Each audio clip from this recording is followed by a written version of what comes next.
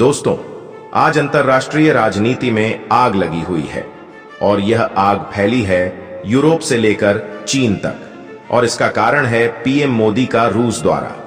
दरअसल इस दौरे के दौरान दोनों देशों के राष्ट्रीय अध्यक्षों की जैसी इमेज निकलकर सामने आई है, जैसी वीडियोस निकलकर सामने आ रही है, उसे देखकर पश्चिमी देशों की मीडिया में और वहां के जो तमाम रणनीतिकार हैं, एक्सपर्ट्स हैं, सबका भयंकर मेल्टडाउन हो रहा है। आप जैसा कि स्क्रीन पर देख सकते हैं, कुछ ऐसे बयान दे रहे हैं पश्चिमी देश और वहां के तमाम बड़े रणनीतिकार, साथ ही थिंक टैंकर्स, सभी का लिटरली मेल्ट डाउन हो रहा है। और कुछ ऐसी हालत है जैसे खिसियानी बिल्ली खंबा नोचे।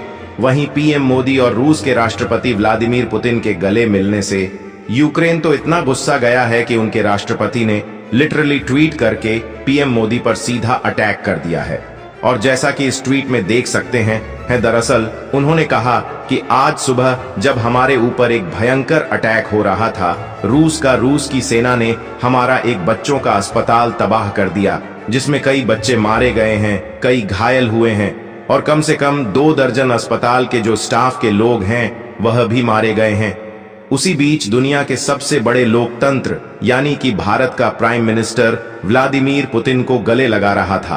कुछ इस प्रकार से ताना कसा गया है पीएम मोदी के ऊपर और यह पहली बार है जब यूक्रेन ने पीएम मोदी पर डायरेक्ट अटैक किया है और इस तरह की बयानबाजी कर डाली है भारत के खिलाफ। लेकिन आपको बता दूं, यह तो बस शुरुआत है, क्योंकि इसके बाद पीएम मोदी और भारत पर अब पश्चिमी देशों की मीडिया के एक के बाद एक अटैक इसी प्रकार से होने शुरू हो जाएंगे और भारत के खिलाफ लेख लिखे जाएंगे पश्चिमी देशों की मीडिया में और भारत को खूब क्रिटिसाइज भी किया जाने वाला है। लेकिन भारत इससे बेपरवाह है और भारत इस वक्त रूस के साथ अपने संबंधों को नई ऊंचाई पर ले जाने के हर संभव प्रयास कर रहा है। लेकिन आपको बता दूं कि यह आग सिर्फ पश्चिमी देशों में नहीं लगी है, बल्कि यह आग चीन तक भी फैली है। ऐसा इसलिए क्योंकि हाल ही में चीन के राष्ट्रपति शी जिनपिंग ने जब अपना दौरा किया था रूस का, तो उस वक्त उन्हें रिसीव करने के लिए एयरपोर्ट पर रूस ने प्रोटोकॉल के हिसाब से अपने फर्स्ट डिप्टी प्राइम मिनिस्टर को भेजा था।